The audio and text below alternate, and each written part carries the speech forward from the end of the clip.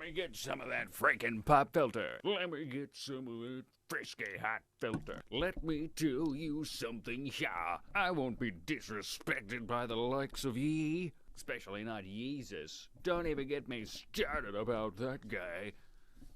Douchebag. Major douchebag. Major douchebag here. That would be an unfortunate title that one would be stuck with if they had started calling themselves that. How's everybody doing this day of fine being? Squeeze Ether, the Undereater, at your service. No, that's not Undereater. I don't trounce around eating undergarments whenever I get the chance, although I wouldn't put it past me. Underwear, I hear, is a delicacy. Somewhere. I'd love to visit that where sometime. Just to watch, maybe. Japan? On this special occasion, I'll be recounting the story, a truly alien encounter and personal experience of mine. If I wasn't a pathological liar. Just kidding. It was a normal night, like most nights are normal, especially in these types of stories. So much so that it was a little too normal. It was a double negative type situation, except the negative was positive and normal. I had just gotten home from a long workout at the gym, cooked myself a steak and a bowl of oatmeal, and sat down at my kitchen table. My mind began to wander about past romances and flings that had been or could have been, and how they could all go to hell, because the only goal for me is gains. But since I'm a guy, I guess there would be male gains. No homo, for good measure. I flipped on the television and scrolled through the Flixnet, a clever nickname if I may brag, until I landed on a program about aliens of the extraterrestrial nature. I'd always been a fan of aliens and stories of abductions and whatnot, and part of me wishes I could have such an experience, a mix of terror and thrill, the idea of which excites me. My interest in all this hubbub began when I was around 13. I would have vivid dreams of foreboding beings, and I swore I would see shadowy silhouettes outside my second-floor window. But rationally, it must have been an owl that had picked up a stray wetsuit to make a nest, and then filled it with straw or dried grass, and kinda just sat there outside my window and stared for no reason. Have owls been known to probe people? I mean, hey, we could work out some sort of agreement. I'd be cool with it. They probe me, I get $50. Win-win. Aliens can be so selfish. I mean owls. What are we talking about again? Slight digression. This brings me back to a time I was staying on a family friend's ranch in the middle of nowhere. I had awoken to an owl hooting, which sounded eerily close proximity to where my room was.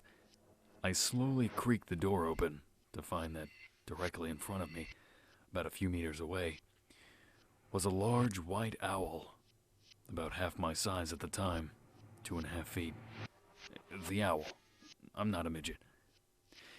It swiveled its head around to look at me with its insanely large black eyes, and I stood there in prepubescent horror.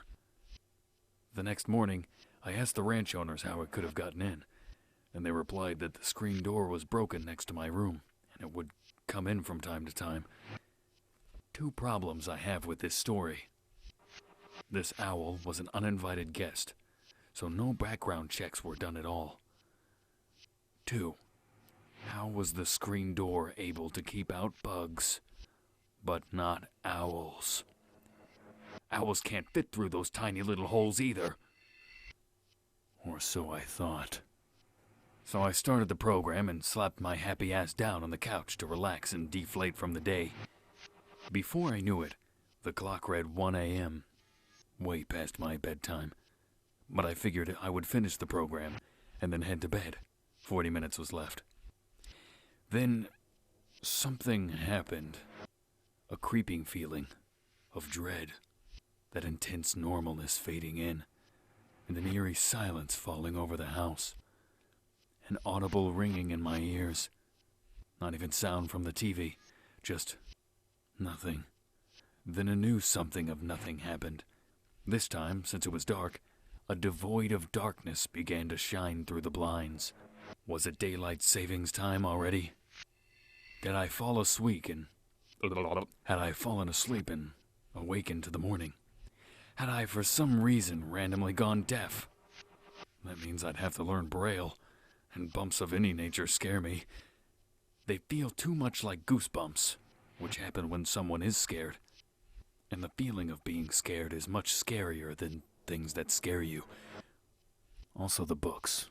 Don't laugh. It was now pouring through the blinds so much it was like a double day, and terror began to sweep over me. But a sense of calm was also present, mainly because I remembered Braille was for blind, not deaf people. Then I blacked out, which was weird because you think with all the light, I would white out. I'm here all week. I awoke and looked at the clock. 3:30 a.m., the length of a Lord of the Rings movie. What the hell? My program was paused as well, which I don't remember doing. I wasn't sure of what happened, but decided to call it a night, and went upstairs to bed. The next day, I kept having an intense craving for peach rings, but the thought of eating candy frightened me. I was a chubby kid and I had a complex relationship with candy, where one devours the other one, and the peach rings sure as hell ain't eating me. That sounds even more terrifying, which seemed to quell my craving. All that day, strange things started happening. Someone would offer me a lifesaver and I would flinch. I couldn't look anyone in the eye, their ovoid oculuses drilling into mine. Clocks were abnormally round, more so than usual. And the feeling of being watched followed. Just the feeling. I didn't see anyone looking at me. Except Pam from accounting. Stupid Pam. Something wasn't right, and I remembered the alien program I had been watching about abduction and being taken in the night. I figured that impossible to have actually happened. To me. I would have wanted to remember something like that. Like drinking too much and thinking you had an amazing time at a party, but not remembering any of it. Except, minus the hangover, which I was grateful for. I decided when I got off work, I would make an appointment with a psychologist to have hypnotic regression therapy to figure out what the hell happened to me, or has been happening.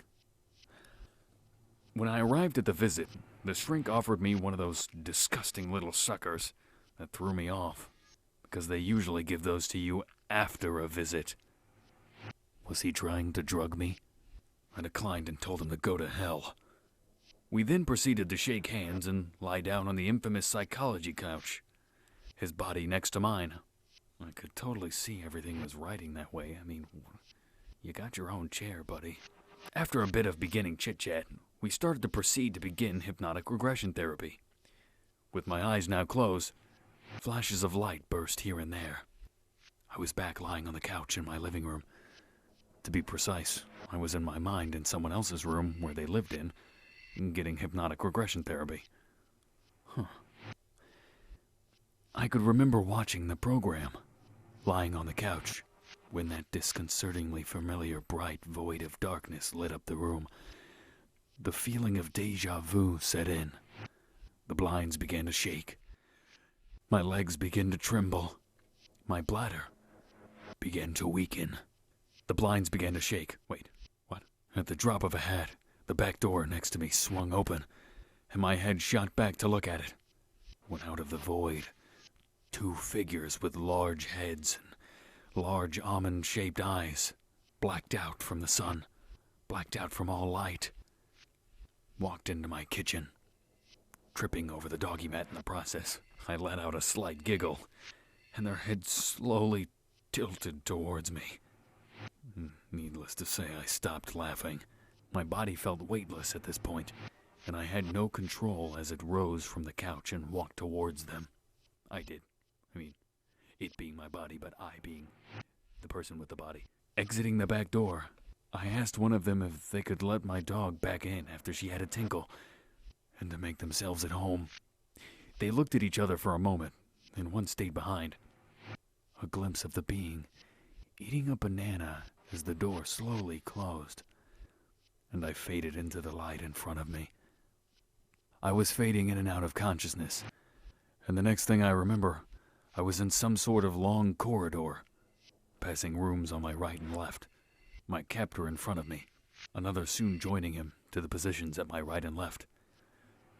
I next remember a smooth metal surface all around me. Walls, tables, and chairs all seemed to form together in one single mass of glossy metal, which felt great on my feet, to be honest. I do love a good glossy texture. A feeling of content could be felt amongst my two captors, probably from how well I was taking the situation. I feel like they get a bad rap from all the other victims, although I know there are malevolent and benign entities of this nature, the same as us humans. As I wondered what was going to happen next, and if I would be $50 richer by the morning, we came to the end of the corridor, a door forming from the smooth wall before my eyes. I thought this was amazing. No need for pesky, squeaky hinges. I made a mental note to fix mine when I got home, which they unfortunately repressed from my memory as well. Bastards. A dark room with light shined from the middle, and we drew near, stopping in front of the light. From the darkness behind it, a being with a slow gait, while also seemingly floating, glided into view just at the edge of the light. Its body resembled that of the two to the left and right of me, but where the head would be was nothing. Just a smoothed-over form of flesh where the neck would be. A strange half-sphere of the same glossy metal rested in the middle of its chest, holes on either side of it. 3 multicolored lights running vertically down the middle. Then a strange mint-green gas emitted from the 2 holes, and above the neck, something slowly began to take shape. A ring of the same color hue pulsed slightly from above its shoulders, and 2 small hazy orbs of white and black light whizzed throughout and around it in some sort of seemingly choreographed pattern. I mean, hey, with that choreograph, they could get on some type of talent show on the TV or something.